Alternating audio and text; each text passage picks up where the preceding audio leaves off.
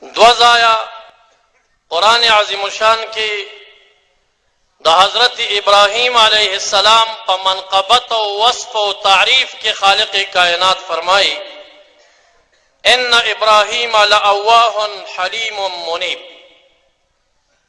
یقینا ابراہیم علیہ السلام چې لأواہ دے اواہ. د دې اواہ علما مفسرین دولس ترجمه کوي چې د دې مقصد څه شي. یو معروفه ترجمه او تفسیر په دغه ځای کې چې تمام مفسرین راخلی غدا دی چې کان یکثر التأوه فی مجالسه.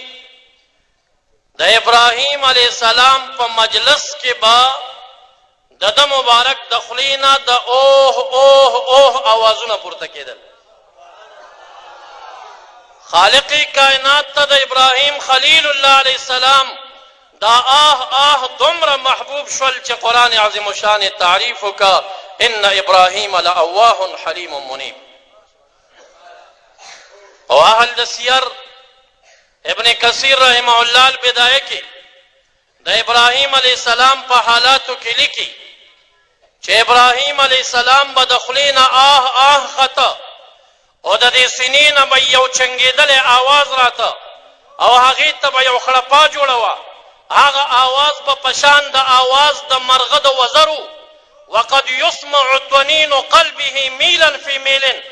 ابن کثیر البدایه اول جلد کې لیکلي د ابراهیم علیه السلام حالاتو کې چې کله به د مبارک هغه حال کې راغی او د خولې نه به یې آه ختل او د سینې نه به یې د چنګ آواز راته او یو خړپاری آواز به خطه فهغه آواز به تقریبا یو میل لرې مسافې پورې خلکو اورېدی به په شوق سبحان الله ووایي.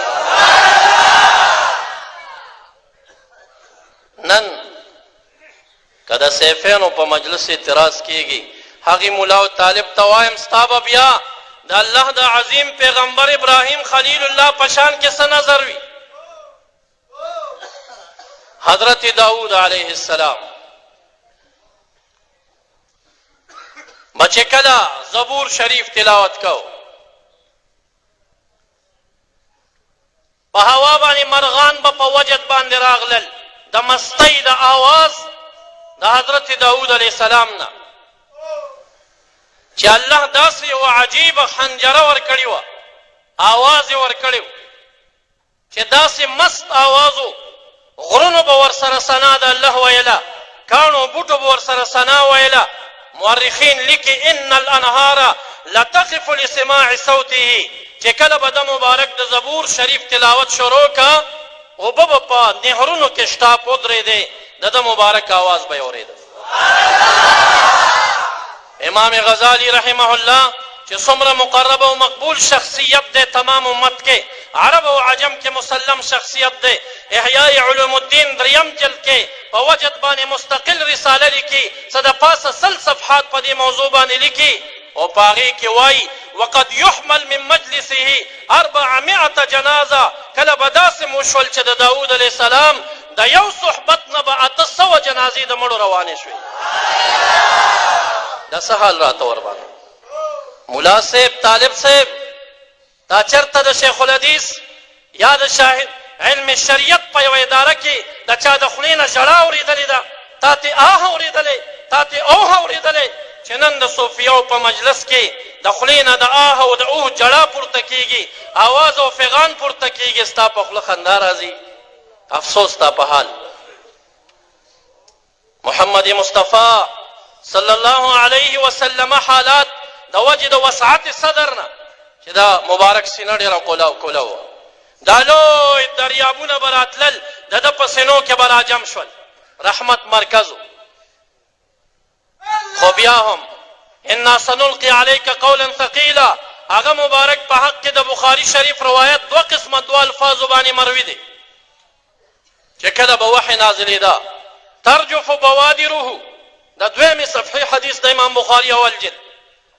رستو کتاب التفسیر کې بیا حدیث راخلی دویم جلد کې حدیث بیا مبارک مکرری الفاظ دادی ترجف فؤاده چې کله به د وحی نزول کېده نو د رسول الله مبارک دا اوږه او د اوږې دا پله او دا هډوکې به داسې شړقېده او رپېده به.